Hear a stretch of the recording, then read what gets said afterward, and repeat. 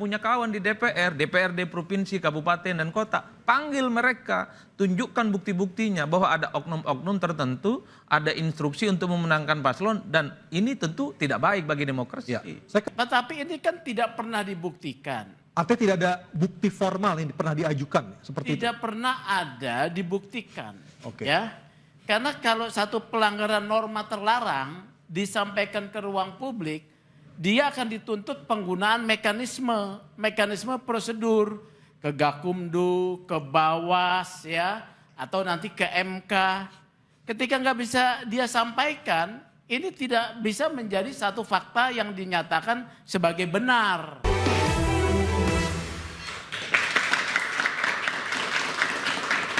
Saya langsung ke Mas Adi Pray. Mas Adi Pray, banyak orang yang menganggap polisi ikut cawe-cawe di pilkada. Akhirnya muncullah istilah parcok, partai coklat. Amatan Anda, Mas Adi Pray. Ya, saya kira dua hal. Pertama, secara umum memang ini adalah momen di mana kawan-kawan kepolisian memang harus mengevaluasi. Karena begitu banyak persoalan-persoalan yang saya kira terjadi, yang tadi sudah diungkapkan, kasus di Bogor, kemudian ada di Semarang, polisi tembak polisi. Ada Solok Selatan. Betul, kemudian ada suaminya yang dibakar dan seterusnya. Ini kan menjadi event sebenarnya bahwa apapun yang terjadi hari ini, pembenahan internal di kawan-kawan kepolisian menjadi penting ya, supaya kita tidak lagi menyaksikan hal-hal yang sifatnya negatif. Karena ini kan seakan-akan mempertebal bahwa kalau kita bicara institusi negara secara umum, memang kepolisian itu kan persepsinya agak negatif dibandingkan dengan TNI misalnya, dibandingkan dengan presiden. Dan bahkan institusi kepolisian itu kan hampir setara dengan DPR dan partai politik yang memang rata-rata persepsinya agak kurang baik. Ya. Nah yang kedua, ini tentu kan selama ini menjadi diskursus dan sudah menjadi rahasia umum bahwa misalnya ada aparatus-aparatus kekuasaan yang digunakan oleh kelompok tertentu, kepentingan tertentu untuk memenangkan pertarungan politik. Bagi saya, tidak mungkin ada api itu tanpa ada asap. Anggaplah begitu kira-kira. Tidak mungkin orang di partai itu tidak melihat apa yang terjadi di lapangan. Meski harus diakui, sepanjang pemilu dan pilkada yang kita ikuti, belum pernah ada bukti-bukti yang valid sebenarnya untuk membuktikan bagaimana keterlibatan oknum-oknum kekuasaan yang kemudian itu dituduhkan dengan parcok. Oleh karena itu, saya termasuk yang sebenarnya punya keinginan sejak awal, bisa tidak dibuktikan soal adanya parcok-parcok yang dinilai menguntungkan salah satu paslon. Kalau kita yang diminta untuk membuktikan agak sulit karena tidak menyaksikan langsung. Kalau kawan-kawan media dan aktivis untuk membuktikan tentu agak tidak punya daya jangkau yang maksimal. Saya selalu mengatakan, jadi kawan-kawan partai yang memang melihat secara langsung ada mobilisasi oknum-oknum, aparatus kekuasaan di politik, mengintervensi, mengintimidasi untuk memenangkan salah satu paslon, harus dibuka. Mas Adi, parcok ini fenomena yang baru terjadi di pilkada tahun ini atau Kan sebenarnya sebenarnya sudah sejak 2014 sudah lama, 2014, 2019, 2024. Itu sudah ada Ini sebenarnya. kan sebenarnya siklus kekuasaan yang berulang.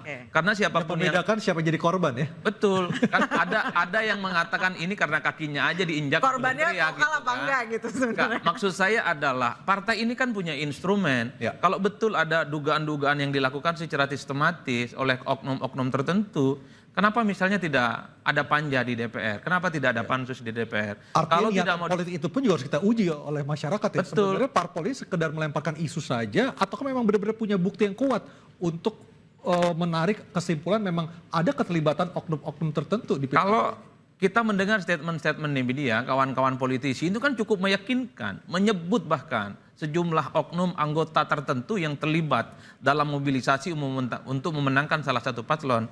Cuman sekali lagi, siapa yang punya kemewahan untuk mengungkap ini? Bagi saya adalah partai politik. Ya, saya sepakat. Karena partai politik ada punya kawan di DPR, DPRD provinsi, kabupaten, dan kota. Panggil mereka, tunjukkan bukti-buktinya bahwa ada oknum-oknum tertentu, ada instruksi untuk memenangkan paslon, dan ini tentu tidak baik bagi demokrasi. Ya, saya ke IPW dulu. Ya. Mas Sugeng. Sugeng, bagaimana IPW melihat? Apakah benar pendapat dengan Mas Adi Pray memang benar ada keterlibatan oknum di pilkada ini? Dan ini adalah siklus penguasa memang. Benarnya yang dimaksudkan oleh Mas Adi ya. Karena yang mengangkat ini satu institusi yang established partai ya. Dia itu sebetulnya harus mengangkat dengan bukti. Oke. Karena yang sedang dia serang norma terlarang di dalam aturan. Ketika norma yang diserang, maka harus didampingi bukti. Ketika bukti tidak ada, itu jadi omong-omong aja gitu loh.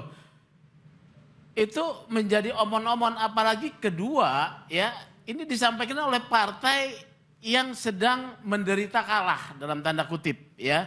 Jadi nggak pas gitu ya. Karena di 2019 ya 2019 saya tahu ketika masa kedua Presiden Pak Jokowi itu ada juga pengerahan aparatus 2019 ya. Saya waktu itu belum ketua IPW ya. Dari institusi yang sama atau dari institusi yang berbeda aparatnya? Yang maksudnya? Yang di 2019 apakah dari institusi yang sama ataukah institusi yang berbeda? Polisi. Polisi juga. Gitu loh ya. Oke. Tetapi ini kan tidak pernah dibuktikan. Artinya tidak ada bukti formal yang pernah diajukan seperti Tidak pernah ada dibuktikan. Oke. Ya.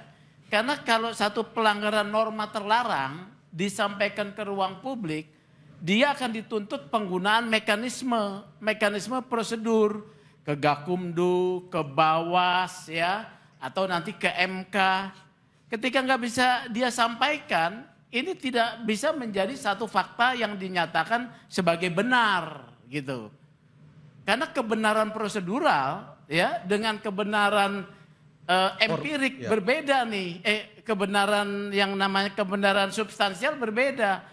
Kebenaran substansial yang kita rasa harus kemudian diformulasikan dalam kebenaran prosedural dengan bukti-bukti, dengan prosedur penggunaan prosedur. Kalau nggak bisa, kita nggak bisa ngomong itu. Mas Sugeng berarti tadi setuju dong seperti kata Mas Adi bahwa ini adalah siklus penguasa. Berarti yang berbicara ya buzzer, teriak buzzer gitu sebenarnya. Bisa jadi dan harus diingat potensi itu ada. Kenapa? Kalau kita dalam sistem ketatanegaraan kita, polisi adalah aparatus dari presiden, ya paham nih? Kalau polisi polisi aparatus dari presiden, maka kalau presidennya kemudian menggerakkan, bagaimana?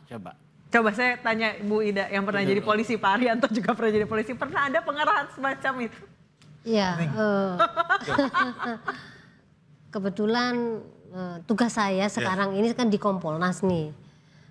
Di Kompolnas itu tugasnya ngawasi polisi, bukan institusinya tapi orang per orangnya ya, orang per orang. Ketika dulu bertugas Bu Ida? Ya karena waktu bertugas saya tidak pernah merasa dikerahkan gitu.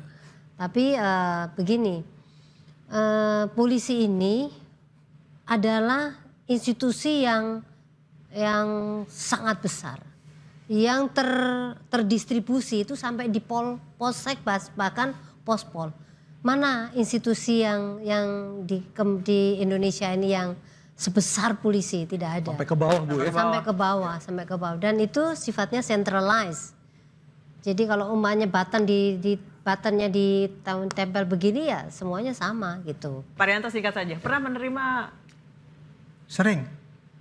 Saya jadi polisi mulai tahun 71.